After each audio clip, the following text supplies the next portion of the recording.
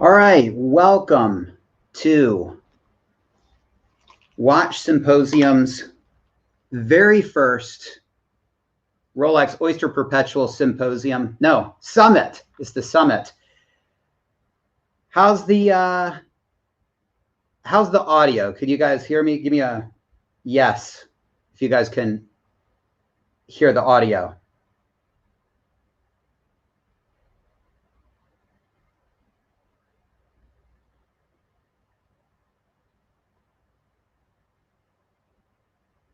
How's the audio? Yes. Okay, we're getting a yes. It's not great, but yes, that's the best I can do. Sorry. Turn up your volume. All right.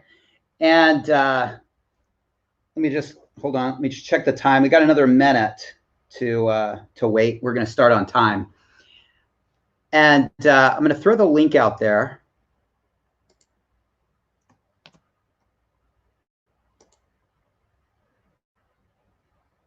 So, all right, now we got another minute. So I got to say the line.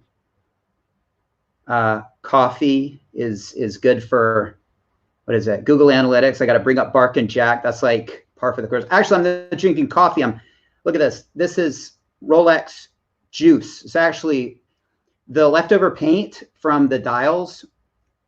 I got it. And I'm drinking it. They told me it was highly toxic, but it's Rolex Hulk paint, so it can't. How bad could it be? All right.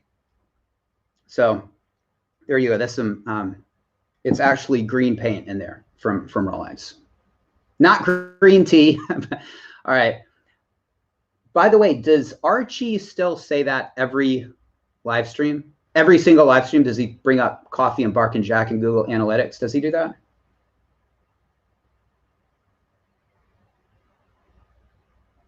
Probably. It keeps getting funnier. I think when he hits 500, I think it's going to be really funny after that. Well, Hans, it soon will be. The reason I have it in a beer mug is just because I wanted to show you guys the color. And this is some of the only glass I've got that doesn't look girly. I could have put it in a wine glass. All right, so the question, am I going to get drunk? No, I'm not going to get drunk. I got a lot of alcohol. But I'm actually doing the ketogenic diet, the ketogenic lifestyle. Booze doesn't work for that, which kind of sucks. So, I get like 40 grams of carbs a day. So I can't get much. Yeah. All right. The Rancher is here. I'm going to start it's the official start of the Watch Symposium Summit. Here we go.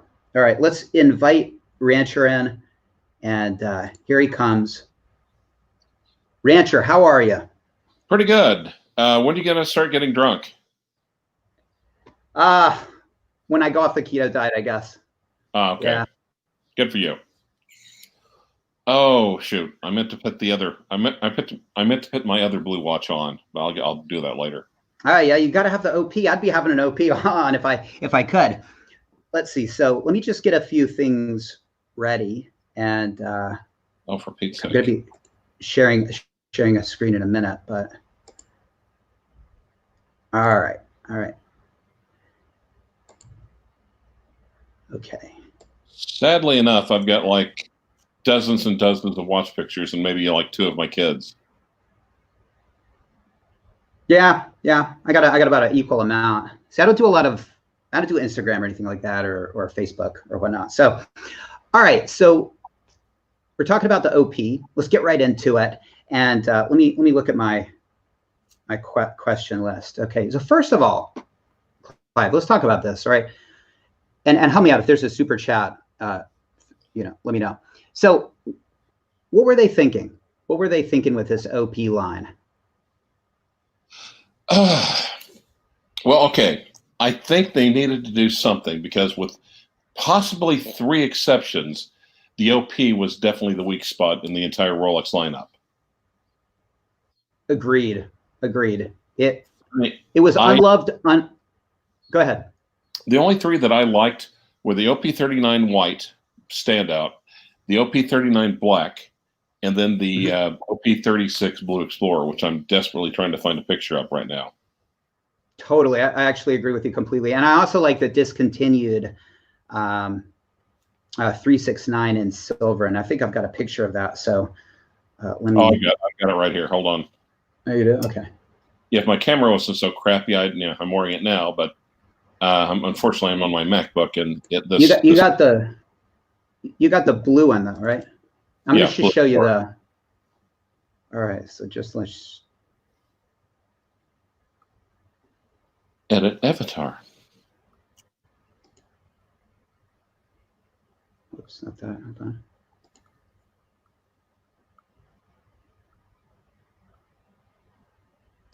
There we go. There we go. There we go. Okay, so yeah, this is another that I think is really nice, and I think is his name Ushin in Italy. He's another YouTube guy. I'm pretty sure he has this one, and yeah, you can really see the pronounced case on that, and that's something that they really changed. Okay, so we're talking why they changed it. So okay, so they needed some. Yeah. Super Jet. Oh yeah. Clam Walker, $5. All right, Clam Walker. Thank you. Appreciate it. No question or anything. Nope. Okay. All right. Cheers. Oh, those are the easy ones. All right. So, yeah, I agree with you. I think the OP line was unloved. I think it was. I don't think it was respect. It was lazy. It was. They phoned it in. It was conservative. It was overly conservative, and look, it was dull. Small as well. Well, it was small, and the size. Look. Yeah, they started, being perceived as sort of an old man or old era watch. I mean, they were small, they were conservative colors. People thought of them as entry-level watches. People still do. We'll talk about that in a minute. That drives me crazy because I don't think they should be looked at as entry-level watches. These are just sort of the purest base model. I mean, it's everybody who's wearing anything but a Cellini and a Rolex sort of owes a nod to it. But the fact is, it just wasn't respected. And I think the colors, well, the colors are exciting for sure. I've got another theory on that. But I think the most important thing is the size. The 39 came out, seemed to be really popular. And so I think Rolex was like, let's do a 41. Okay, let's get it the same size as the Datejust, and let's make it compete with the Datejust. So, what do you think of that? I disagree with you in one fundamental aspect of it, because keep in mind when the OPs came out, especially the OP39s, they were the vibrant colors. They were not. Yeah. Rhodium, you had the bright blue, you had the colors of grape and whatnot. And they almost went through, it's almost like, hey, this is hip, this is happening. The kids ought to really go for this. Yay. And then, of course, your tired old silver and... You're talking about the new ones? Or the 39? I'm talking about the 39 and the 36. Mm-hmm. No, that's not. I mean, the older ones. Okay, so you're saying that. Say again what you disagreed with. I kind of missed it. Well, I think you're saying it's an old man watch, but at the same time, it was. No. It was, and I think that's why they upped the.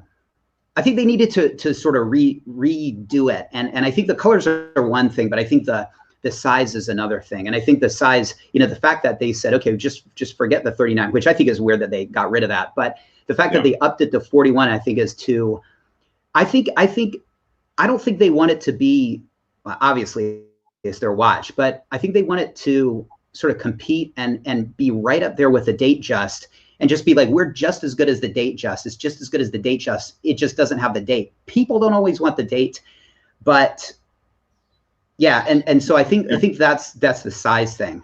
So you're basically I do not think it's an old man watch anymore. No. So I think it was regarded as an old man watch with a prior prior things, but I think they've taken a decided step towards like, okay, this is like a legit watch right up. Go ahead. But to me, it's when they came up with the 39, like last year, the year before, with the white and black dials. That's when I think they started to take the OP seriously again. Yes, exactly. Yeah. And so now let's talk about the colors. All right. So the colors obviously are insane. Well, and again, it's the same thing. I've heard some people, okay, a lot of backlash. Some people think that it's like they're taking a page out of Dox's playbook. Bright, colorful. Okay. Basically it's the beginner watch. It's the entry level. It's the gateway. Okay. See now that's the thing. Like I've read that. I think I read that on Hodinkee or one of these sites. See, that bugs me. I mean, I'm not like that passionate about it. I'm not that triggered, but people say that because it's the cheaper option, but it's just the cheaper option because it doesn't have the date and it doesn't have other complications. But if you think about it, I mean, this is a $6,000, $7,000 watch. You put a date on it, that ups it to, around the same as a Datejust. But then, of course, you have the fluted bezel that adds another 500 to the Datejust. So if you think about, the pricing of it, it's totally in line with just, with what it is. But to call it an entry level watch, I know people regard it that. I think they're just looking at the price, but I think this is like a serious. It just doesn't get the respect, and when people call it an entry level watch, that kind of is disrespectful, I think. But anyway, love your videos, Austin. Thanks for all the entertainment, and that's from Kyle. Thank you, Kyle. By the way, Austin, are you doing this on StreamYard? I am. If you click on it, then it'll display it at the bottom. Okay. Okay. Here, let's see. Let me. I tell you, I might have to do that with here. Yeah. Anyway, I got it. We'll do that from now on. But all right. So anyway, that's I guess that's. But it is by definition the entry level watch. But it's just like on the other hand, the Calatrava is the entry level Patek Philippe, but it's still a Patek Philippe, and an Oyster Perpetual is by definition still a Rolex. And sure. What do you mean by definition? Where is that? By whose definition? It is the lowest priced watch. But it's just because it doesn't have a complication. But it doesn't mean it's. I mean, entry. I can understand entry level cameras because you can't go straight into like a full body camera with all the buttons. It's just too much. There's no skill level here. So like entry level, I mean, it's cheapest. I get that, but entry level, I don't know. I will say that. And some people, I will say that Rolex. And some people will say it's the essence. It's the purest. It's the Rolex. That's me. That's me. Well, it's like some people think that the Submariner is the purest Rolex. The Submariner is for the purist and the Sub-Date is for the tourist. Yes. Yeah. I agree with that, I'd say. Yeah, it definitely, purist watch, yes. Entry level watch, I've got a little bit of issues with that. But I don't want to split hairs on that. I was going to say something else, but so, okay. So as far as and the funny part is, this is a widespread reaction that I've been getting the feedback I've been getting. They're basically saying, "Oh my God, it's so garish. It's so almost lower tier. The bright garish colors. I wouldn't have any of them except that yellow one." Well, except the yellow one, right? Or except the red one. Yeah. I mean, it's certainly polarizing for sure. And now this is interesting because if you're looking at it, and they still have the conservative colors. Obviously, they've got the black, which is conservative, the bright blue, as they call it, and then the gray, which you've picked out the anomaly with the gray, yes? The gray has like gold hands, I think, right? Or the white dial? Yes. exactly. And Yeah, that's that is it. I don't know if you've had any real vintage OPs, but that is in line with like the original ones. all right. Interesting. Okay, so you do have, out of the 8, you have 3 that are sort of old school for the people that aren't crazy about the colors. But so let's talk about the colors. First of all, of the crazy colors, are there any that you appeal? Well, let me just say here, forget about the colors for a second. Tell me, out of all of these, which dial color do you like? If you had, Black or blue? if you could, or black or blue. Okay, I'm a totally a blue guy right there. I think that's beautiful. And it'd be interesting to know if it's different than what you have. You've got the 369. It looks the same to me. Well, no, you'll notice though, they also have, I'm not a fan of double indices at 369 though. Right. Yeah, I'm talking about dial color though. Well, okay. Yeah. Was yours listed as bright blue? I'll have to go look. I've got the freaking card for it somewhere. Okay, that'd be interesting to know. Blue shirt's here. Blue shirt. Hey, all right. Welcome, blue shirt. Hey, Austin. How are you? Great. Good to have you, blue shirt. Thanks for coming on. No problem. Hey, all right. You get to read the super chats. I'm relieved. Same question. Same question of blue shirt. That's okay. Yes, same question of blue shirt. What? Which of these do you like? I like the blue dial, the dark, the navy blue dial. Yeah. Yeah. Well, you're in line for a bluesy, aren't you? Two-tone bluesy. Well, yeah, that's what I'm hoping for. Oh, all right. Sorry. No problem. It's probably what I'm hoping for. Hey, Ving, I'm on Austin Daniels. We're talking about the OPs. Do you want to join us? No. Well, that's honest. Yeah. Okay. Yeah. Well, we're talking about OT. We're about to discuss the pink one, Ving. Come on. He can talk about, yeah, he likes the pink one. So he loves the pink one. Now, speaking What's your favorite, Austin? All right, I'll call you back. Okay. When it comes to the entire line, I like the bright blue because this is conservative. As far as these go, I got to be honest. I kind of like the pink, but I'll say about the pink what I say about all of these. Could you wear them every day? I mean, part of my assessment of a watch is like how wearable it is on like a long-term basis, because that's the way I wear my watches. I've been wearing this Submariner probably for a month now, and if I can not get tired of it, that's key. And so all of these, I could do it like a week at a time. What about you guys? A week at most, probably. Yeah. Yeah, I mean, it depends really on the size of the collection and what else do you have.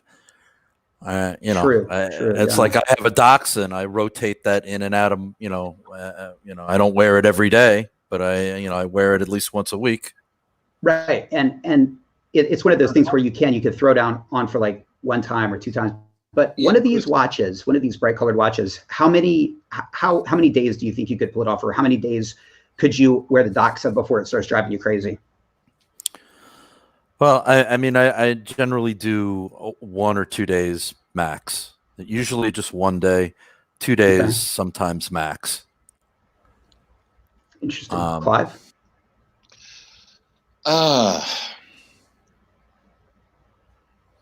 You see, the thing is, though, maybe the yellow one, because I could put it on when I'm inside of Vingtonier driving around town. My car. I would match. Yeah, absolutely. But the colors, or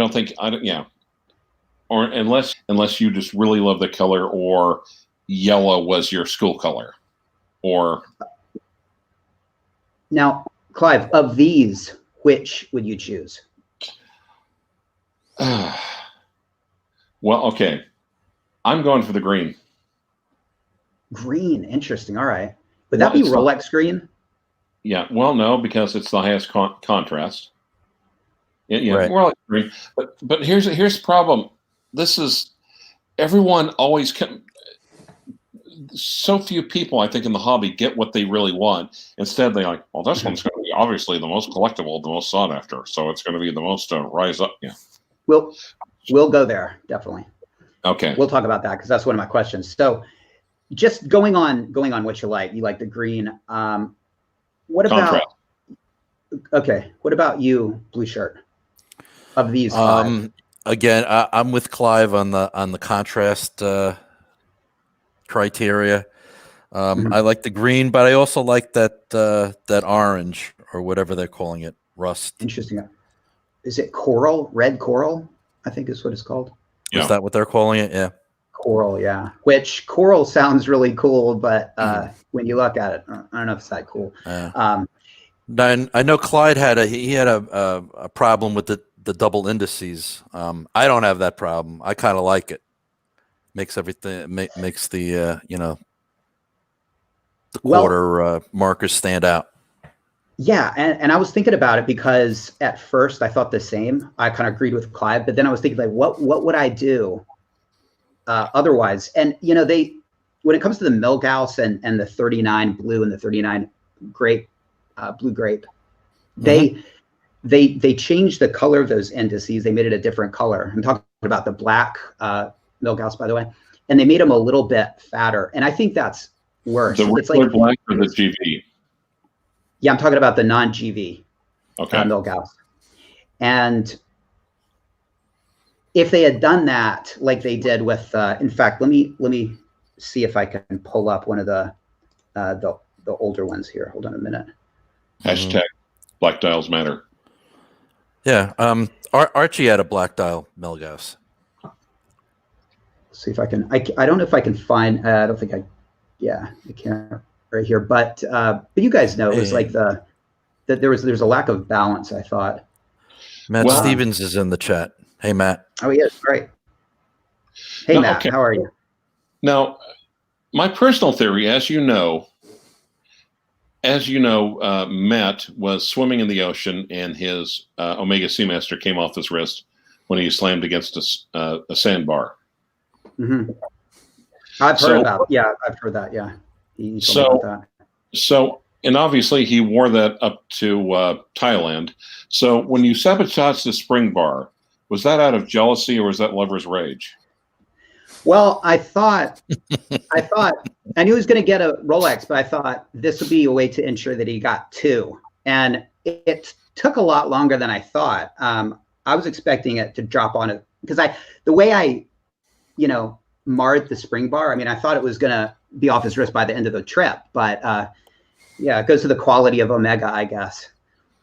By the way, I don't want to talk about that. I'm sure he don't want to talk about that, but I lost a watch recently as well. Just real quick, it was a Casio, it was a $10 watch. But let me just tell you, it's devastating to lose a watch. I mean, this is a $10 watch I lost, but when you lose the watch, you lose the memories with it, and that's the most devastating part because this is a very serious thing, and my condolences go out to Matt, and I don't know if you can hire somebody to use a metal detector. I know some people do that, but good luck. And my thoughts, I feel like he lost a loved one, and he kind of did. So well, all right, so go back to indices. The prior generation, though, okay, the indices were in the previous generation of OPs. The indices were important because they helped you realize at a glance what size they were. The 39s either had just straight indices, or the funky ones, the earlier ones had like loom on 3, 6, and 9. The rest of them were white gold. Now the 36 had the double indices at 3, 6, and 9, and then the 34 had straight indices. So you could look at it and instantly realize what size the watch was.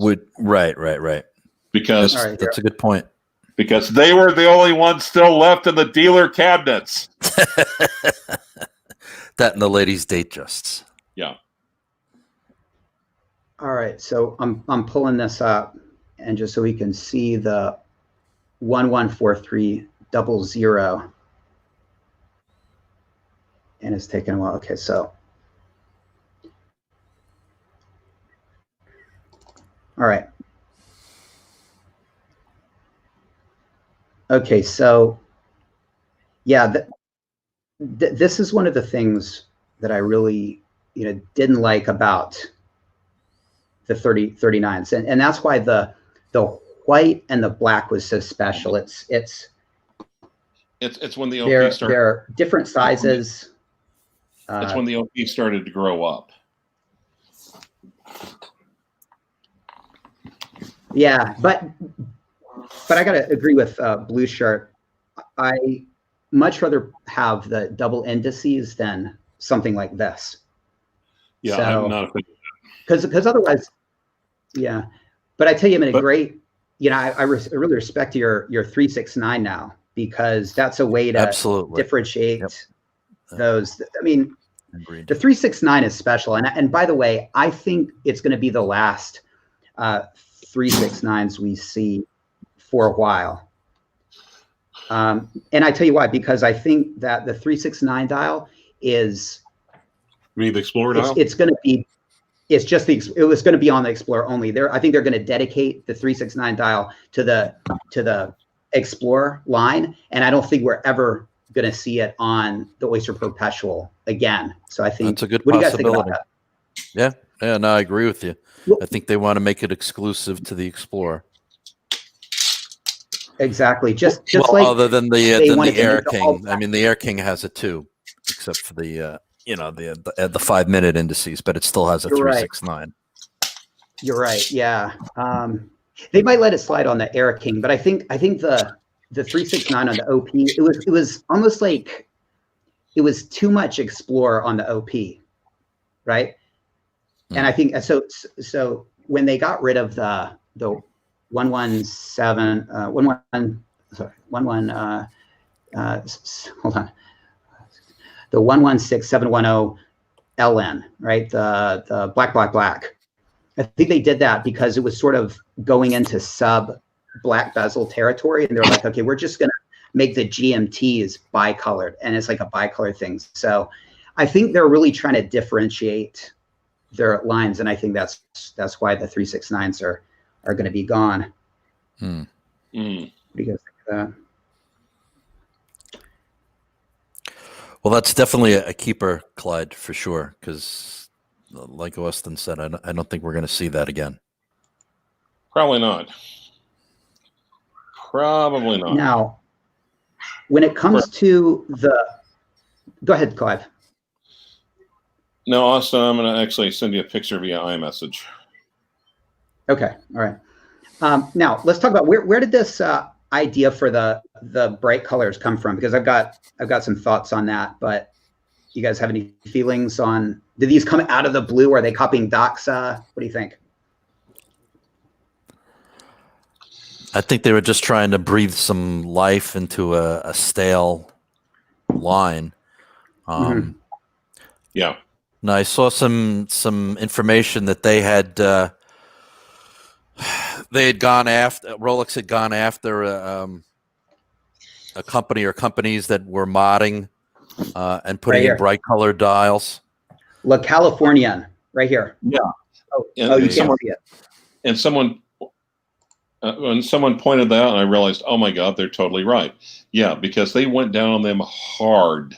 But now, in hindsight, you say, okay, now you totally understand what they were doing, because people would, Yeah, I mean, they were basically releasing what their future releases. By the way, from what I understand, that's a company in the United States, Californian, and Rolex USA is who did that. Apparently, I don't know what that means. If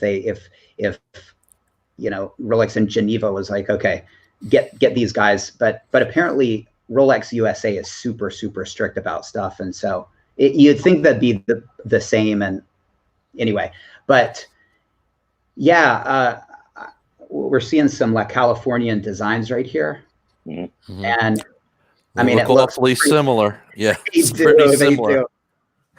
So I think that's certainly one. I wouldn't say the Californian. What do you think? What came first, the Californian or their ideas? Were they like, hey, these are selling really well, let's do this? Well, people are bringing up the Stella dials on the old day dates. Right. Which we'll look at. We'll look at that. Nothing would surprise me with Rolex. Nothing. No.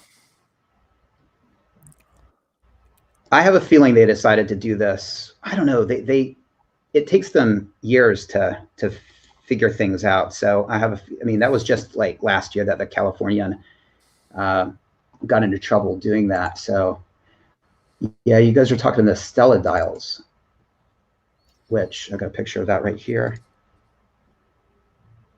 Okay, so that's another thing. So I think these came out in the 70s or 80s, right? Right. Yeah. So again, that could be like a revisit of that. But these are. Well, they did something with the Daytona Beach versions of the Daytona. They had very bright colors. Yeah, you're right.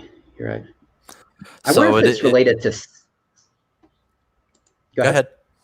No, I was just going to say it's not like they haven't done this before. That's it. Yeah, you're right. So, the idea that Jeb points out and I think a few people have pointed out this: the Californian dials looks better than the new OPs. Yeah, he's got a very valid point. Yeah, these are all Stella dials and slightly different, but I mean, look, the one in the middle looks pretty similar. So, what do you think? How long are these going to be in the catalog? Because I don't think these crazy colors are going to be in the catalog very often. You got a super chat. Very long. Okay, please post Bob's and vegan for the viewers. For the viewers. No, he wants you to post dirty pictures. All right. Well, maybe that's the post show is for that, or join Archie's group. You'll see more Thaj than you can shake a stick out or something else. But I think, what do you guys think about this? Because I don't think that these are going to be in the catalog very long at all. I don't think they can be in the catalog. Mm-hmm. I think they might be a high turnover of like new colors every year. Possibly. They might. How long was the red grape and the white grape in the catalog for? That's a good question. I think maybe 2014, I think. And of course, the white and black dial, 2018 or 2019. So not very, right. 2018. So not very long. So you might be onto something, Austin. These might not be around for a very long time. Well, I don't see how they could. I would also like to take a picture. I mean, to compare the 41 OP compared to the Datejust 41 and see how similar the cases are. It wouldn't surprise me at all. Right, because as we all know, Rolex is lazy. Well, no, it's okay. Well, Austin, you've heard my comparison of Archie and Rolex, right? Yes. Give it to the viewers again. Well, okay. Kind of like how humans and chimpanzees share 75% similar DNA, it's just arranged slightly differently. It's the same with Archie Luxury and Rolex, where Archie is very lazy, a little greedy, with an overwhelming sense of entitlement, whereas Rolex is very greedy and a little lazy, but also with an overwhelming sense of entitlement. There you go. Yeah, and only one of them is justified, right? So I've got a picture here, and now before I show it to you, this is the picture that really, well, let me just show it to you first. I mean, that looks like a standalone piece. It looks big, a lot of wrist presence. This is the 41 millimeter, and this looks like it's coming for the Datejust. It's like a legitimate Datejust alternative. Well, I think it's a sporty Datejust alternative for someone who can't get into a professional model or doesn't want to, but doesn't want a Datejust, because let's face it, the Datejust can be versatile, but it's really a dress watch. This is a sporty looking dress watch. Yeah, definitely more sporty. Weekend watch doesn't have the date, doesn't have the polished middle links like the Oyster braceleted Datejusts. Right. I'd say the Datejust. Well, depending, of course, keep in mind the Datejust could be its own watch line by itself. There's so many iterations of it. But if you want to look at the, I think the lower tier Datejust, in other words, with smooth bezel and steel and on an Oyster, I think that's more like has like 1 foot between sporty and dressy, and the OP is like has 1 foot in casual and 1 foot in sporty. Absolutely, yeah, totally agree there. But that makes I thought the OPs of old, frankly. I have to admit that is, if it just had just a little tiny bit more contrast, I almost think that would be the hands down winner. You're right. All right. If they'd maybe outline the indices in black, it would there'd be a lot more contrast. Mm-hmm. Yeah. Or maybe put in rhoda. I got to say, as far as the colored dials go, and I kind of forgot to say this before, but I think another reason they might be doing it, and it's the fact that they're kind of collectible, meaning like the person that likes the bright orange one, or what is it, the red coral one, I might say, okay, I kind of like the yellow one as well. And because they sort of have so much character, too much character, I think people might pick up 2 or 3. I mean, there are going to be people out there that get I was wondering about that, especially if they become available. Whereas, right, I mean, there's going to be. Go ahead. Whereas the OP39 wider black dial is a standalone watch, you could get that in Rocket as a one-piece collection, justifiably, I think. Exactly. Yeah. If you got a white, if you got a black, people would think you're crazy. But if you got a whole set of all of these crazy colors and started matching them with outfits to take your Instagram selfies with, people are going to do that. So, all right. So let's take a quick look at some of the. Go ahead, Clive. You want to follow up? And the thing is, when you look at an AD, and I think especially just Joe Punter off the street, or Joe the plumber, the bright dials are at least going to catch his attention. Probably it'll be the first thing he'll be drawn to. Yeah, the really colorful dials. Yeah, we live in a culture these days where it's like, look at me. You know, you want the big watch, you want the flashy watch. This is a way to have the small, blingy watch, but it's sort of based on color.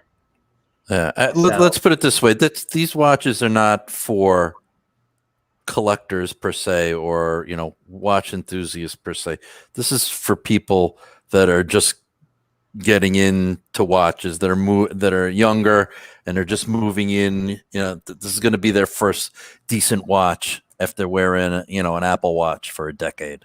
Actually, the other one with the gilded one, the OP41, the gilded indices and dials, that's like the OP Black Bay. You got a super chat. All right. If 2 boys kiss, but one has a sub, is it gay? Well, I mean, yeah, no, it's not. I think it takes more than a kiss and a sub to be gay. But anyway, we won't go down that rabbit hole. Thank you for the super chat. It would take. Well, let me answer this specifically. I think it would require deep tongue, and Cellini. But even then, is it really gay? It just may be exploratory. I don't know. But Austin, we're not judging you and Matt. I just want to point that out, man. All right. Let me try and dig my hole out of this. Get out of this hole that I've dug for myself. All right. What was I gonna say? I lost my train of thought because of that.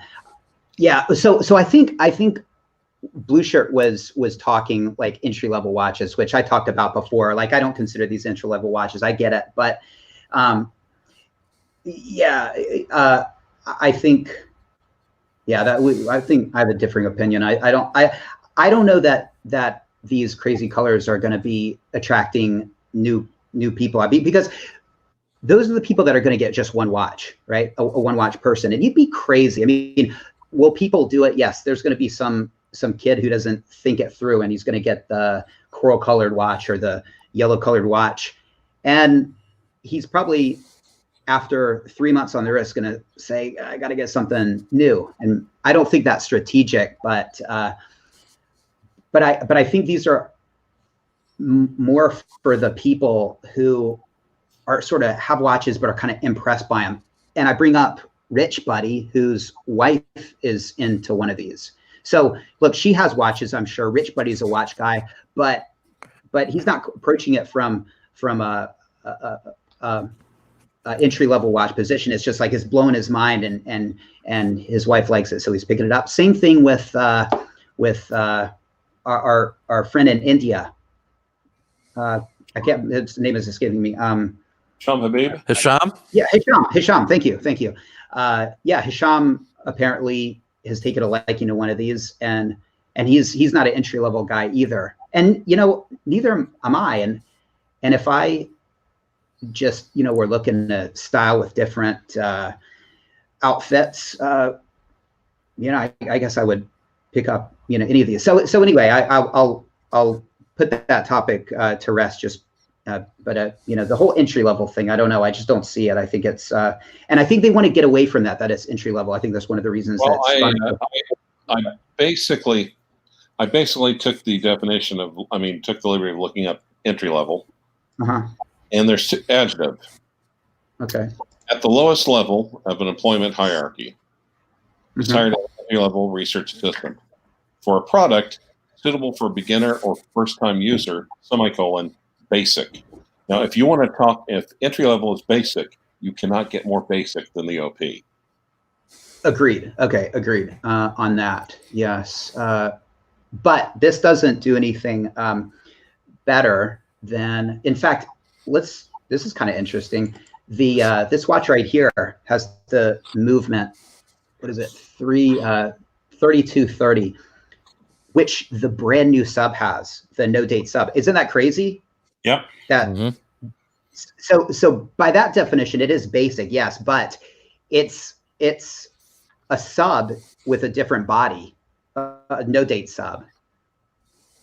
So that would be kind of a counter argument against that. But anyway, just let that sink in for a second, because and that's another reason that's the reason. And a glide lock clasp. But yeah. Right. And the water resistance. And the water resistance. Yeah. That's also the twin lock versus the trip lock.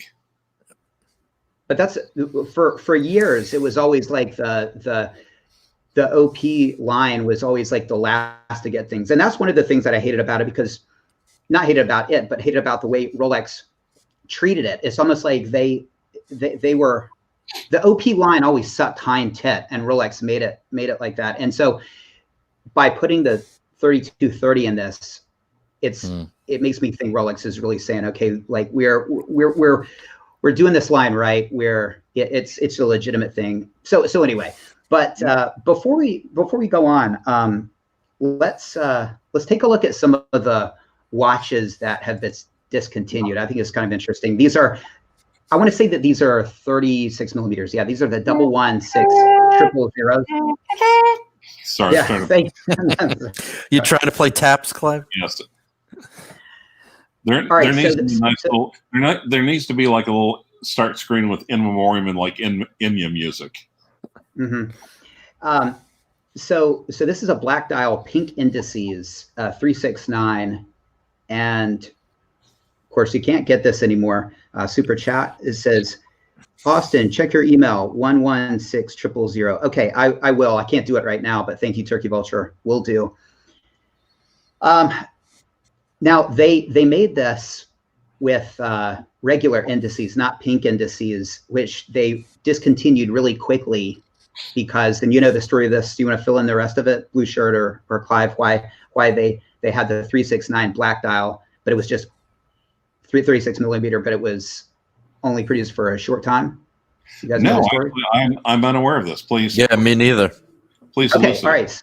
So basically, the only difference between it and the Explorer was the crown. This is how the crown, the Explorer had the triangle, and so it was too similar. So I want to say it was in the catalog maybe for like a year or two, or maybe just like a year, and some are in Japan, but they immediately stopped, and so it's selling for probably 10,000 plus. But it's basically just like yours, Clive, but it's got a black dial. Well, you know, Interesting. the Explorer dial started on the OP, obviously. Yeah, yeah. Well, Super chat. all right. Chi-Town, California, 126610 sub 41 date on chrono 24 for 24K USD. I'm surprised it's that cheap, huh? I'm surprised they're not coming out of the gate a little high. Actually, hold on. Yeah, that's pretty expensive. Okay. Yeah, that's ridiculously expensive. Yeah, that is. Okay. Yeah, they are going crazy out the gate. Okay. I don't think they have it in hand yet. I think I don't know, do that. Maybe they do. We check out the pictures. Does it, anybody can put pictures up on the thing, but I don't see how they have it yet, but maybe they do. I don't know. I'm suspicious about that, but speculation. Yeah. All right. So more fallen OPs, of course. Clive, that's a beautiful watch. That's awesome that you have that. It is. And I know, so you've done a couple of videos. You've done a couple of videos about it as well. Yeah. No, I mean, I thought about getting that watch. I was on the fence for that watch. What made you say no? That's a great question. Because it's an excellent looking watch. I think, okay, just real quick. Yeah, I'll answer that. Basically, it just doesn't knock my socks off as much as the watches I have, Yep. And so I'm in a situation where like I have watches that really do it for me. And so I get bored and I think about Milgaus's, I think about OPs, I thought about the 116264, which is the Turnograph. I've thought about the 16600, which is the Sea Dweller, or even the Yachtmaster. I think about all of these, but I realize it comes from a place of boredom, and that I would get it, and then all of a sudden I would say, why did I spend thousands on a watch that I don't like as much as the ones I have? So when you get your grails, it's kind of awesome, but it kind of sucks too. So no, do you want to talk about my oldie goldie or not? What's your oldie goldie? I thought I checked your iMessage. I thought I iMessaged it to you. Just right now? Yeah, earlier. Okay, let's see. Oh yeah, you might have. Hold on. All right.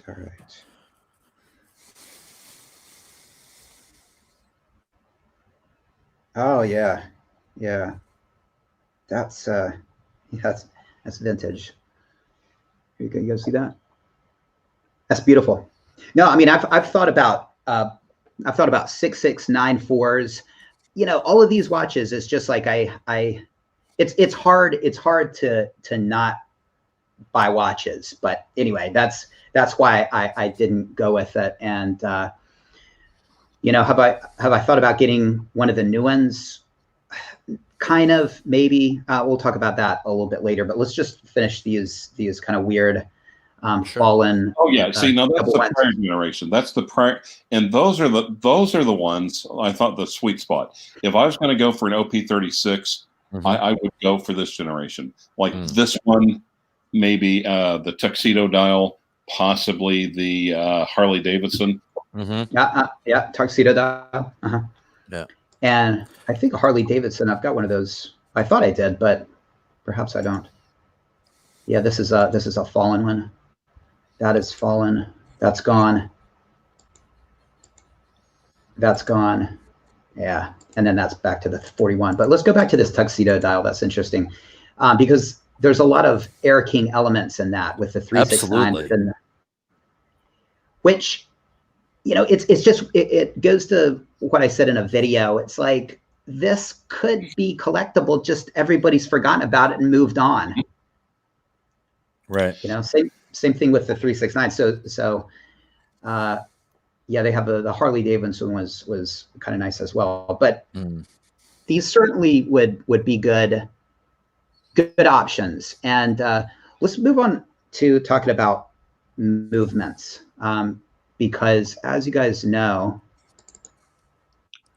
the Clives, the 116000 and the 30, sorry, not the 39 millimeter, but the one Clive has the 3130 movement, and the 14060M has that movement.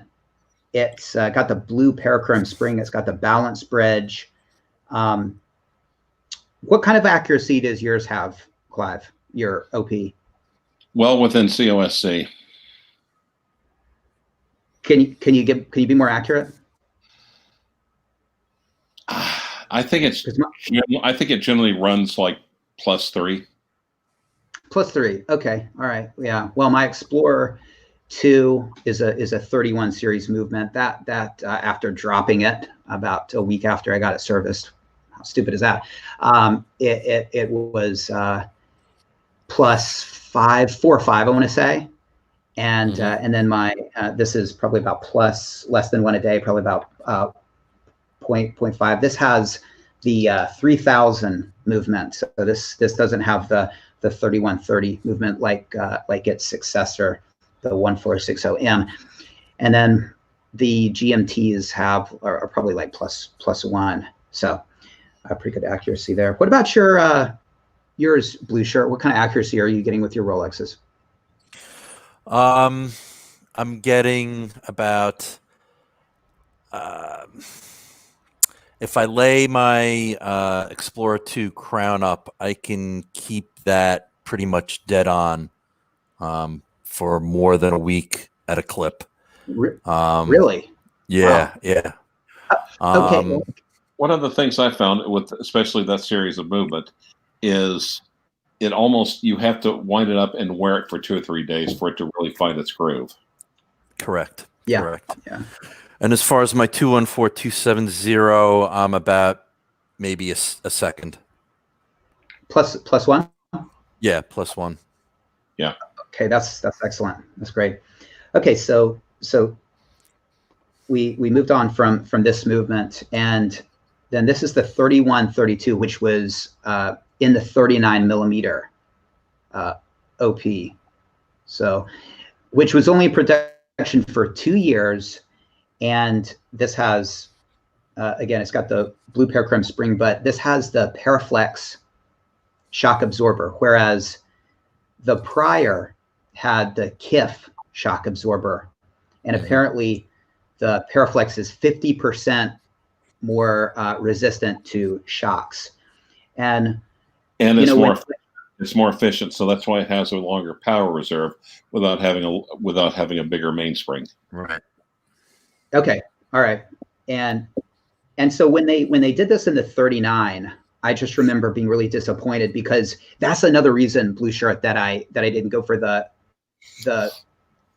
36, because I felt like it was due for an upgrade, and I thought I'm waiting for that. Now that it's happened, it's like, okay, well, this is what you were waiting for.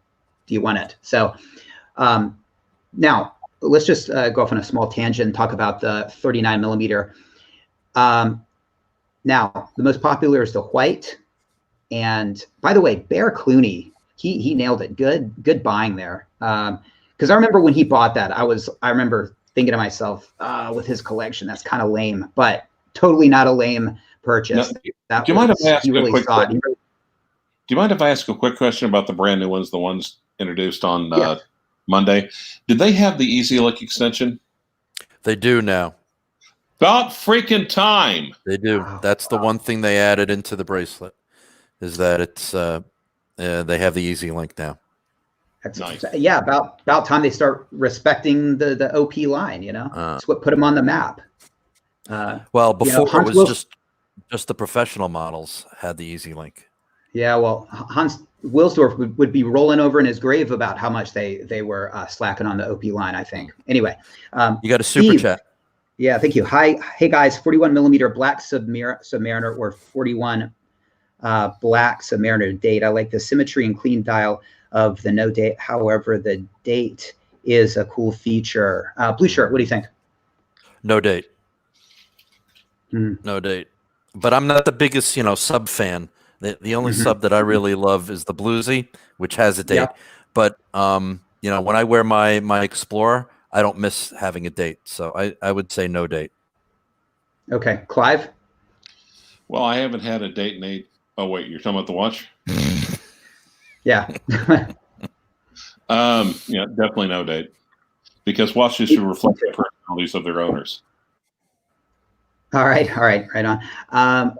Steve, I agree with those too. I think the balanced style of the subs. I'm a purist. I like, I think a sub shouldn't have a date. I think it looks better. But it also, of course, it all depends on your collection. If this is your first one, if it's your main watch, probably a date though. Absolutely, that's a very valid point. Yep. Yeah, because if you've got a Milgauss and if you've got an Air King, then you definitely want a date. So you'd probably want to go with the date. But yeah, I like the balance of the dial, and for me, absolutely no date. What do you guys? The new movement on the new watches, the improved accuracy is great.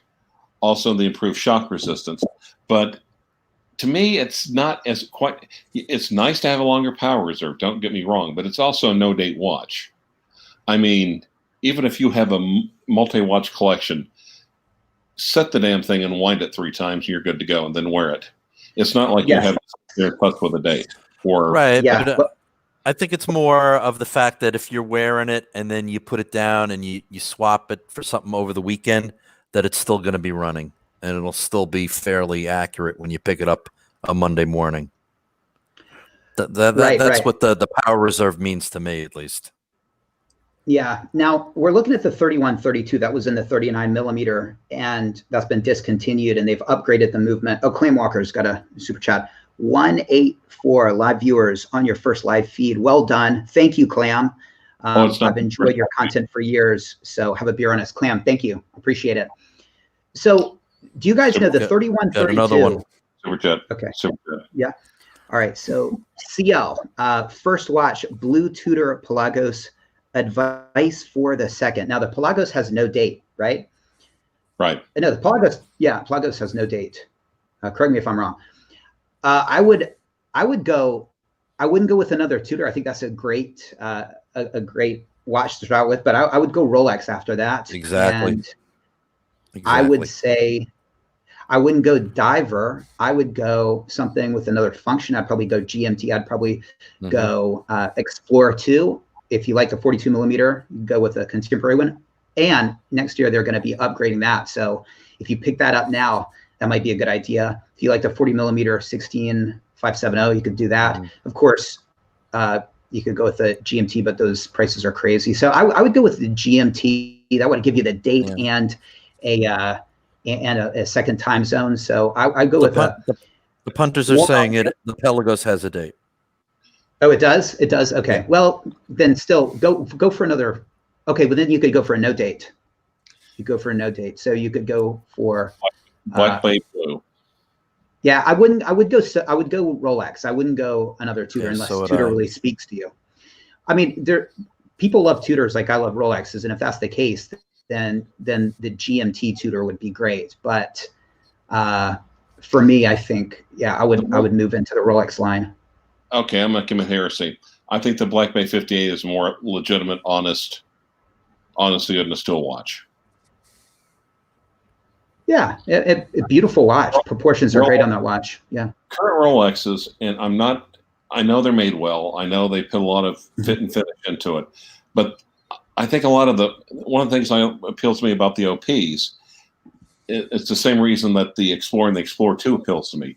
The rest of the Rolex sports range has been glammed up. For sure. Yes, absolutely. Yeah. For sure. No, Clive, I agree. I mean, truth be told, I like Tudors more. I think the designs appeal to me more as a pre-ceramic guy. They go for that vintage aesthetic a little bit more. The thickness is something I don't like about them, but if they rectified the thickness problem, the back. I think I've seen one, but that's beautiful. That's beautiful. Try on I don't like thick watches myself. You got to try. I've had people tell me this for at least a year and a half. You got to try. 58 on the wrist before you knock it. And no, I don't knock it. I haven't even had one on the wrist, and I don't knock it. I love the 58 line, but yeah, so aesthetically, I think Tudor is doing it right. But like you guys have said, and like Got Munchies just said, I mean, Rolex is glammed up. It's not the way I go. I mean, you guys know what kind of watches I like, but I like the brand Rolex. So it's tough there. Anyway, hopefully we answered that super. Today's Tudor is like the Rolex from 20 years ago. Exactly. And that's why I like them. If they could just get Rolex on the dial, it'd be perfect, right? Or if they can just get rid of the stuff like ants. I'll be honest. I can live with it. Yeah, I do, but the 58 in blue, I like the watch so much, I'm willing to overlook the snowflake hands. Yeah, I like the snowflake hands. I think they're cool. So the 3132, do you guys know that has a power reserve of, because it's a 31 movement. So I think the difference between a 3132 and what we're looking at here, the 3130, is I think the only difference is that this has the Paraflex and that this has the blue parachrom spring, but I don't think the power reserve has changed. Okay, so anyway, this is gone. This was in the 39 millimeter, and so let's start talking about the 3230. So this is the top of the line. It's got the 3235 has the date. The 3230 has the no date. So obviously this is going to be what's in the no date sub. This is going to be what's in the OPs. The 36 millimeter OPs and the 41 millimeter OPs both have this. Do you guys think that's weird? I mean, are they using a spacer in the 41 millimeter? I've wondered about that. I have wondered about that myself. Good catch. Good call. Yeah. I want to see that back cracked open on those. Which is a little cheap and nasty, let's be honest. Totally. It should have, yeah. I don't see how, I mean, if you just change the size, can you still call it that? If you just shrink it, can you still call it that same caliber? I don't know. I don't think, I don't think you guys know. I don't know. But okay, so this is basically, this has the Chrono-G escapement. Go ahead, Clive. Well, the Chrono-G escapement, that's what I was thinking of. Yeah. Yeah, I think it would, I think the size, well, even, look, the women in our lives have been lying to us all this time. Size can matter. So I think if the watch itself is, you know, it might be identical, but if the movement itself is smaller size, then it's a different movement. I think technically it is. They're calling it the same movement. So it just makes you wonder what's going on. I mean, if there's a spacer, it's weird. And it makes me kind of gravitate towards the 36 millimeters, which of course I would be anyway. Well, yeah, but also, yeah, the spacer is made out of steel, and that's Rolex steel, which we know is the most valuable thing in the known universe. Correct. So more than gold, more than gold. Yeah. Yep. So actually, technically, the 41 is more valuable because it has more Rolex steel in it. That's a great point. That's a great point. You know, by the way, just on a side note, the fact that they got rid of the 39 makes my decision so much easier, because for a while there I was on the 30. Yeah, I like the 36. I like the 39. Now that they've gone 41, it's like, okay, I'm totally a 36 millimeter guy. So I like that, but I think it's so strange that they got rid of the 39. Well, if you want a 39 now, you have to buy a 214-270. You're right. You're right. And by the way, the 11430, that's the 39 millimeter OP, that there are none on Rakuten here in Japan of the white dials. None. Now, if they ever update, now will they change the Explorer once they finally get around to putting the new movement in it? No. In fact, that's why, because that's going to be the 39 millimeter watch. So they may come out with a white dial version of it, though. I wouldn't put it past them for doing that. I don't think they will, Blue Shirt. Okay. I think they're too conservative. Okay. Not yet. It's got to be a big, I mean, when there's a big anniversary, I mean, I don't know, the 100-year anniversary maybe will be dead, but I could see that. But no, I think that's the same kind of talk as the blue steel sub. You know, everybody wants it, but they're like, not yet, not yet. And will we get a blue steel sub in the future? Probably, but you know, we might be dead. Okay, I think it's going to be that far down the road. So, yeah, the 39 millimeters OP is, they here in Japan, no white ones. They've got black ones, and some of them are priced like 8,000. So, but as far as not Chrono 24, but as far as Rakuten goes, zero 39 millimeter OPs. So that's kind of interesting. Yeah, those could be, I don't know how long-term collectible they'll be, but I think they're experiencing, of course, no surprise, like a bit of a price rise. I think the whites will slowly climb in price. Slowly. Yep. Yeah, I mean, they only made it for 2 years. It was hugely popular. It was really popular before it was discontinued. And here's the thing: the Hulk, it wasn't a surprise, but the white, it was a surprise. And those are the ones that, it's the surprises that are the good future classics. You know, like nobody thought that the black GMT was going to be discontinued, and so nobody was preparing for it, except for, yeah, I know, except for Clive. So, but he sold his, right? Super chat. Rolex 80 called me. This is from Jeff N. Rolex 80 called me and Datejust 41 blue Romans. Hold on, my super chat's going up. Start again. All right, Rolex 80 called me and Datejust 41 blue plus Roman numerals on Jubilee. Should I go for it? Already have a Tudor GMT and a GS Snowflake. My dream watch is a BLRO. Look, you sound like you want a BLRO, and I don't think you could get. I don't think you should get the Datejust in blue with the Roman dials is great, but only get it if you wanted it. It doesn't sound like you wanted it. It sounds like you want a BLRO. Put me so, if you want to illustrate this, put me on the center. Okay. We'll see if I can do it. You can do it. And then I think I'll try. Do I click you? Yes. Oh, wait. I think I figured this out. Hold on. Okay, and then I do this. I don't know how to do it, guys. I don't know how. I know how to make myself. There we go. I got it. Okay. Then you undid it. Okay. There you go. All right, here we go. Beautiful watch, absolutely stunning. It is absolutely beautiful.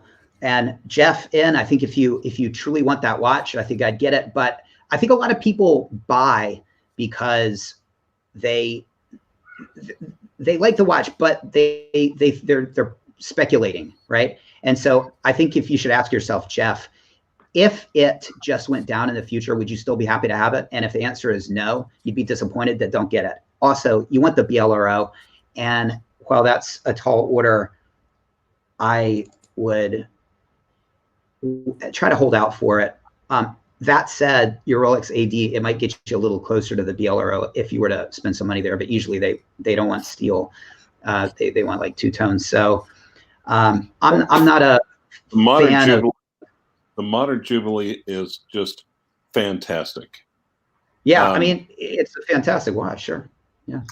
And the thing is, when I'm wearing it, my brain tells me, okay, wait, there's a super chat. You have one of those, Clyde. Yeah, okay. That's two. Okay, this is TA Medina. Okay, thanks, TA Medina. Should I sell my Explorer 212470 plus cash for the new Kermit so I can own a FU watch, or would that be a FBoy mistake? You shouldn't sell it. No, you shouldn't sell it, especially since next year is the 50th anniversary of the Explorer 2. We're talking Explorer 2, right? And you definitely want to. No, that's the Explorer 1. That's the first Explorer. It's 2165. You're right. Explorer 2. Yeah. Let's see. Unless you've fallen out of love with it, I wouldn't sell it. Yeah, I agree. And I mean, if you don't like it, and if you think that their Kermit's gonna, if you like it more, yes. Yeah. Explorer is such a versatile watch. It's a sports watch. It's a dress watch. It can do everything. Right. Okay. So TA, I would just ask yourself, like, I mean, those are two different watches. Which would you rather have? Now, personally speaking, I would rather have the date, the extra complication. I mean, Blue Shirt loves the 42 millimeter. Oh, sorry. 39. The size on. Yeah. Sorry. I was thinking the Explorer 2, but just ask yourself, which would you rather have? And if you'd rather have the Kermit, which is the FU watch, much more than a straight, Explorer, then the answer is a huge yes. I probably would. I mean, if you replaced Kermit with BLNR, then I would be all about it. I'm not so particular towards the new Kermit, and that's the only reason. So I think that's yes, as long as you won't miss your Explorer. Okay, so SR watches. Wow, Austin the Rancher and Blue Shirt together. Big fan of the channel, Austin. This needs to be a regular thing. SR watches, thank you, appreciate it. Hey, hopefully we can do it more. All right. Now, I don't want this to go too long. Go ahead, quick question, Clive.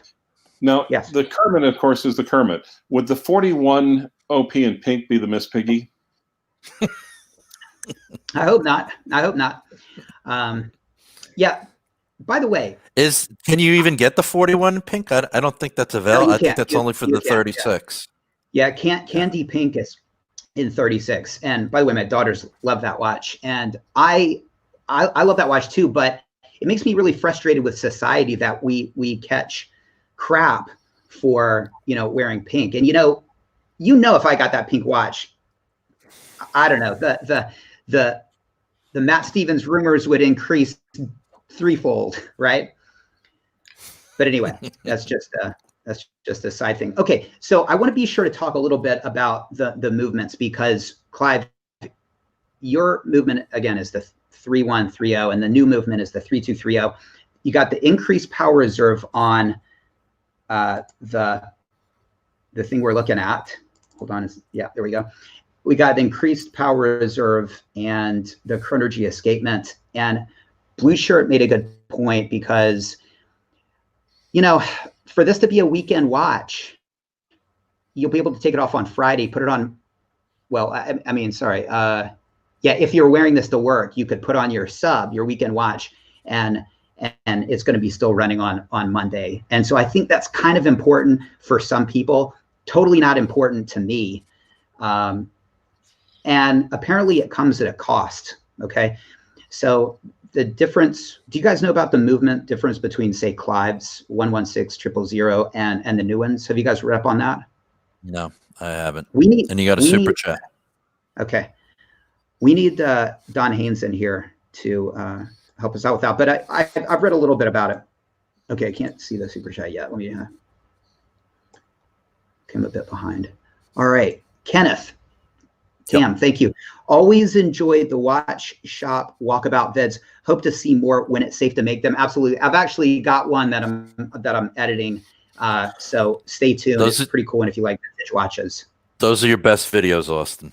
Yeah, by so far. I've been told. So I know. Nobody cares about anything else I have to say. That to just show us more watches. I know. I like them too. All right, but anyway, so talking about the movements.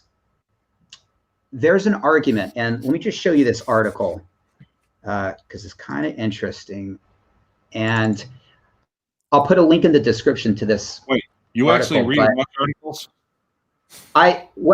No, Keep in mind we're weekend, you know what I mean? I get my wife to read them and explain to me. I'm like Archie. I don't read. Okay, good. I don't know why Steve is. How do I get rid of that? The king, dethroning the king. Okay. Okay. Now, dethroning the king. Yeah. So basically, he's looking at these two movements, and I'll kind of try to summarize like what I got from it. The new movement, which is on the right, has ball bearings, and the one on the left doesn't. And the one on the right, I think, is going to be a little bit more noisy. Right? People say that they can hear it. Mm-hmm. The one on the left is, I think, because it doesn't have the ball bearings. Go ahead. That makes me think of the movement that AP had for the original millenary, because I think the rotor actually ran even on ball bearings. That made the watch a little bit more fragile, if I'm remembering right, and also not to mention loud. Really? Okay. All right. Well, apparently the earlier movement with the 3135 or the 3130, which is on the left side, if you don't service it, it can, because it doesn't have the ball bearings, it can sort of grind down, and you can get a sort of a metal oil paste, which wreaks havoc on your watch. So that's kind of a plus of the new movement on the right, the 3230 or the 3235. But ball bearings still need to be serviced, but they can go longer. So another thing is that the one on the right, the newer one, is more of like a component. And so you can't just like replace a part or two. It's like more of a component thing. And so only Rolex really can do it. Kind of like Mosier, in other words. Yeah, I guess I'm not sure about Moser, but it's sort of like if you've got a new watch, you're pretty much married to servicing at RSC, which I don't have a problem with. That's what I do anyway. That's probably one of the reasons I did a newer movement, so I could have it. And that's one of the bad things about like these right here, because I like Rolex services. But if you like your $300 services, you're probably not going to be able to go to, you know, the old guy down the street because of that. And the same thing has to do with the power reserve. One of the things that they did, and let me scroll down so you guys can see this, the Chronergy escapement right here. This is hollow. It makes it lighter, and these pallets are thinner, which I guess makes it lighter. They say it's less friction, but apparently it's the same width. But my guess is that it's the lightness, even just a little, that will increase the power by like 15%, and it makes it run longer and gives you the 70-hour power reserve. So one of the things is the barrel in the new ones is thinner, and so that makes it weaker. So you have to sort of replace the barrel. And so if you got like Clive's watch, you could take it to somebody and he could just replace the mainspring. He could put an aftermarket mainspring in it. Not a big deal. But again, this is another reason why these watches are going to force you to go to Rolex. So I don't know if it's probably a little of both. It's like it's kind of a kill two birds with one stone. They get that extra power reserve. It's more efficient. It can go for a little longer time, but when it does go bust, you got to come crawl into an RSC, which again, I don't have a problem with, but some people don't want to pay $800. They want to pay $300 for a service. So my whole point in saying all this is, what do you guys think? Which movement would you rather have? Well, I'd rather have the newer movement. I think the days of the independent watchmaker servicing Rolex are coming to an end anyway. Yeah, Rolex, agreed. Yeah. Rolex doesn't provide parts anymore. And if any of them it used to be Rolex would lease them their tools. Right. They originally sold them to Rolex tools, and then they started leasing them. The independents that were still leasing tools, Rolex sent them letters and said, "We choose not to renew your lease. Give us our freaking tools back." Oh God, devastating. Jeez, can you imagine that? Yeah. Oh yeah, they also sent my guy at Clifton's, and he responded with a copy of a very old contract. He said, "I'm sorry, I did not lease these tools. You sold them to me. So kindly kiss my ass." You got a super chat. Did I? All right. Yep. Okay, let's see. Okay, so SR Watches, shout out to Blue Shirt. Since finally joining the Archie stream, he's slotted into being one of the Cardinals with ease and has proved to be a big asset. Absolutely, I totally second that. Blue Shirt talks watches, he knows watches, he likes watches, and he is a nice guy. So I love seeing him on the Archie stream. So glad you started participating, Blue Shirt. Yeah. So I'm just waiting for him to eventually turn on Archie, because we all do. Let the hate flow through you. Doesn't seem to affect him much, or does it? I don't know. But yeah, for me, I think I'm with you, Blue Shirt. I think the new movement. Look, it's always nice to have a nice new thing, and for me, I don't want to go an independent service anyway. And it's not like, you know, So I'm pretty much with you guys. I think the new movements are the way to go. But obviously, there is a merit to having the 3-1-3-0 movement like Clive has, and you know. Anyway, okay, guys, we're gonna wrap it up in about 10 minutes. I just okay. We'll at half past the hour. But I just want to give a chance for everybody to ask. Hour, please super chat $40. Oh, can't do another hour. I'm out of Hulk juice. But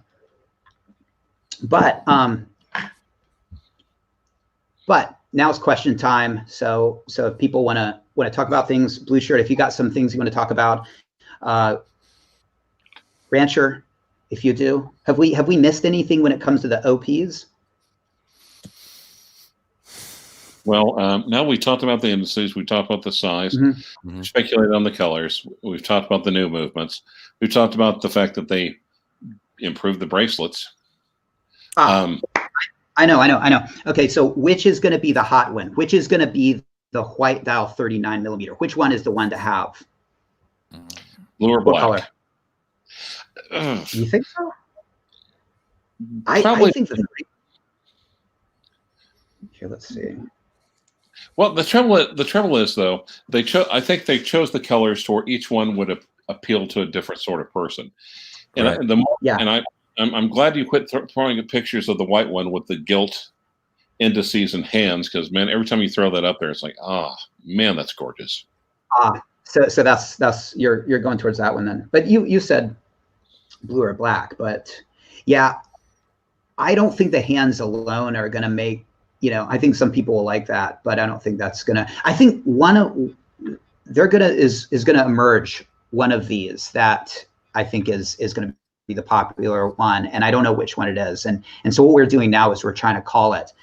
I think it's gonna be the candy pink 36 millimeter because you could be right. You could be right. The only thing is I don't know if guys can get around wearing it. I mean, I couldn't do it. I couldn't do it. Ving loves it. He was tempted to run across to the street to his AD and go buy it. Blue shirt. Yep. Yeah. Super shop. All right. Oh, super chat. Sorry. Yeah. Okay. Takes me a while to scroll down, but I'm looking for it. Okay. Let's see. What's this Hulk thing I keep hearing about that got discontinued? Steve. All right. I think Steve's he's taking the piss, right? All right, the Submariner Hulk.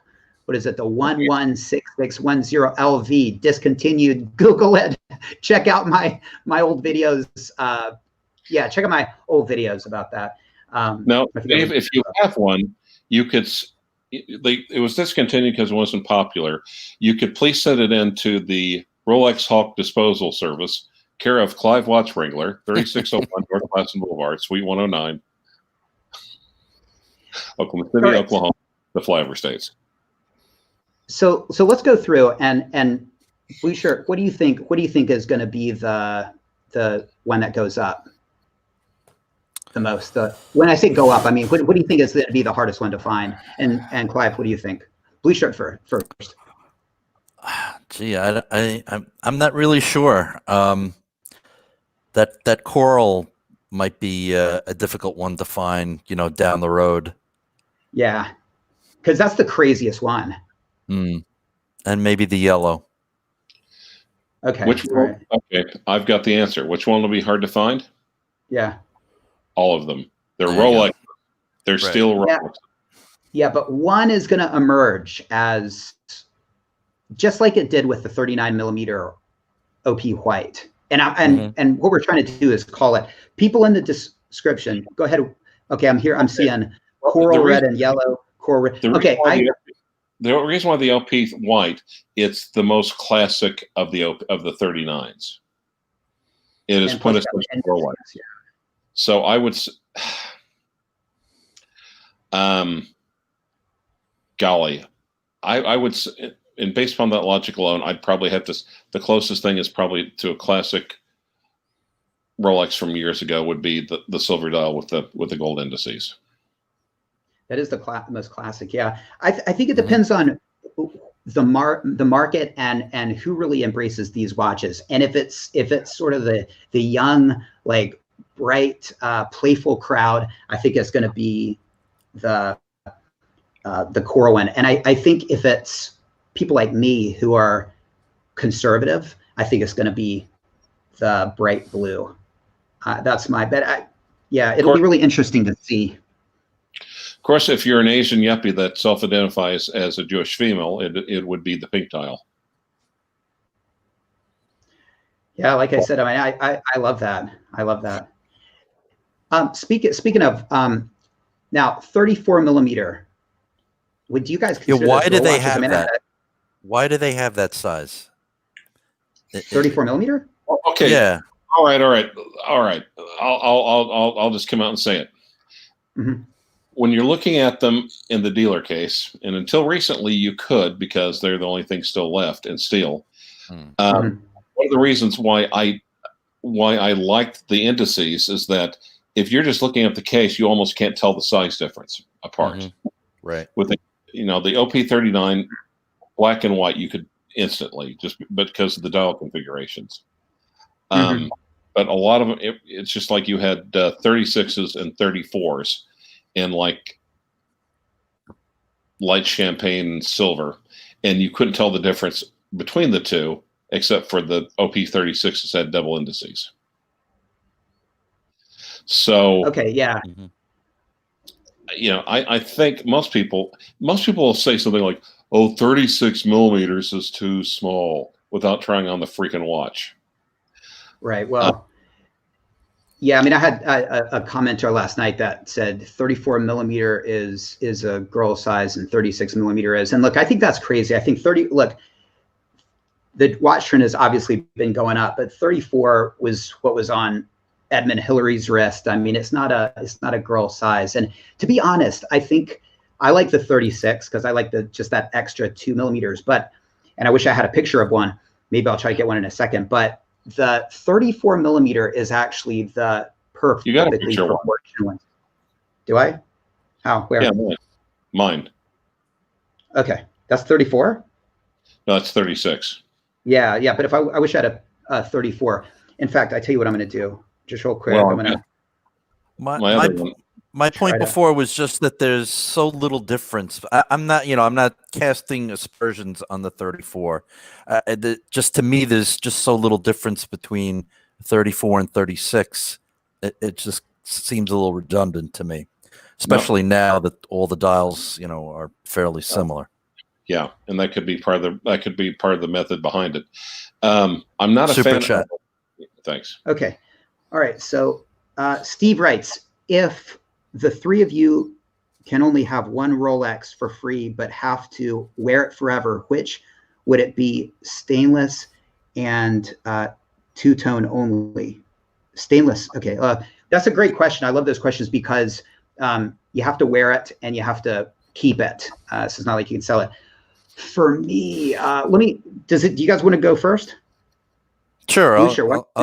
I'll go first. I mean, if it's stainless for me, it would be the new Pepsi. If it's two-tone, then it would be the Bluesy. Either one of those could be my one and done watch. Okay. All right, Clive.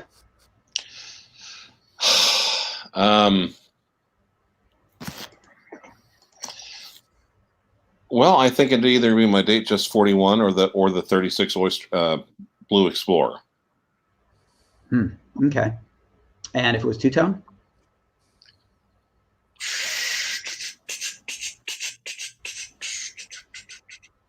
Well, technically the Datejust. Well, I don't know. Is the Datejust two-tone since it has a white gold bezel or not? No, it's got to have the yellow gold in the bracelet. Oh.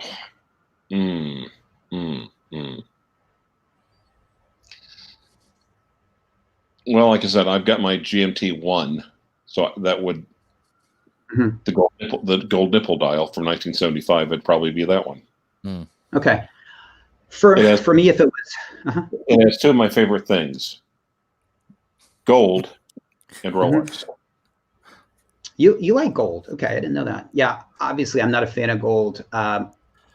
Isn't For it three things? me, It's got nipples too. Well, okay. Sorry, I was four thinking. horns. No problem. All right. So for me, it would be a GMT Master 2 16710. It's my favorite. I love the complication. You know, you can use it like a sub, has the date. It just, I think it's just so cool. So that would be my one and done. That'd be the watch I would wear if I could only watch one watch for the rest of my life. If I had to go contemporary, it would be the BLNR, the Bad Girl. Okay. And or well, it's become neo vintage, or the black. Okay. As far as the two-tone, oh man, that would be tough. If I had to wear a two-tone as my only watch, that would be really tough. I would probably go with a black dialed 5-digit Submariner. Nice. Yeah. I love the blue dial, but the blue dial just punches too much. And that's it's like, would I actually get that in a collection? I would want the bluesy because you want that punchiness. But again, what's the long-term wearability of it? Again, less is more, something a little bit more vanilla, I think. So that's why I'd probably go that route. All right, guys, about 1 minute. Clive, you want to say something? You're talking about the 16613, obviously. Yes. Okay. Boy, I hate to say, probably just for a two-tone though, modern, it would probably be a two-tone Datejust. I thought about that, but yeah, it's just too. It's too. I like the sportiness of the sub. It's like I love the shape of the sub, and so that's why I'd go there. But yeah, I thought that crossed my mind, just like a regular 5-digit, relatively tasteful two-tone Datejust. But yeah, I need that rotating bezel. Of course, you could always go with the turnograph. Back in the day, people bought the complications that they really needed. Right. Yeah. Well. Yeah, the turnograph has always intrigued me. I've always liked that. You only really need one complication. Oh, no, it's not even a complication. It's just the time. And I've come to realize that as I've been wearing this. And again, as I put it in a video, the lack of a date is fine. I mean, the aesthetic enjoyment I get out of it outweighs it. So I'm sort of over that. Needing a date thing. And to be honest, I haven't missed the GMT function much. But when you're traveling, GMT function's a must. It's great to be able to look at that home time, call your family and whatever. And any last words, guys? Well, have you ever worn the pre-ceramic Sea Dweller? No, I've never actually had one on, but I like it. It's a little too thick for me. I've thought about getting one, the 16600.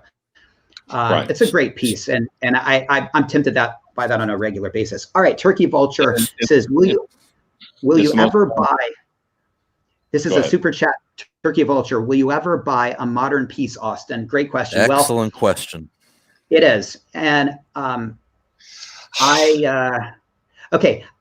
tempted to buy one of these OPs, but the fact that it doesn't have the punch kind of bothers me, and it makes me think, am I settling for it? Do I really like it, or am I buying it because I can't get something else? And I truly don't know the answer to that. Okay, now if I could get anything, what would I get? I would probably get a BLNR, okay, which is probably no surprise. Would I actually get it? I don't know. I might just sort of get the damn new watch thing out of my system. But the question is, would I like it more than my pre-ceramic GMTs? Probably not. But I would still wear the hell out of it because it's new, and and I would kind of put it through its paces, and the pre-ceramic GMTs would probably become safe queens. So I probably would. So if I got the chance, the short answer is a BLNR GMT.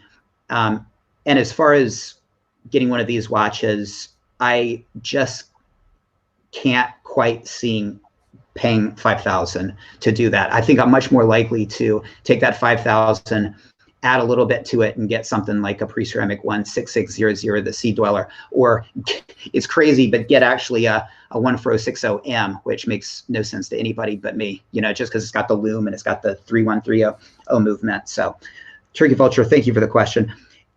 Blue Shirt, any last words for you?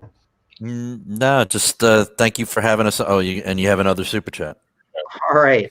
It says Subarashi Sho Oyasumina. Excellent. Thank you for the Japanese. That means excellent show. Good night. SR Watches, thank you very much. Thank you for everybody who super chatted. Blue Shirt, Clive, it was great talking to you. Thanks for stopping by. And thanks for having us. And he's gone. And he's gone. Sound familiar to boy? This sounds so familiar. He learned from the best. Sorry, guys. I actually pressed the wrong button. But yeah, that was a no nonsense goodbye, wasn't it? It certainly was.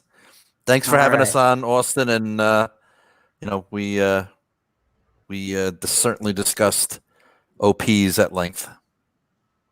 I appreciate it. This concludes the official Watch Symposium Oyster Perpetual Summit. And with that, I end things.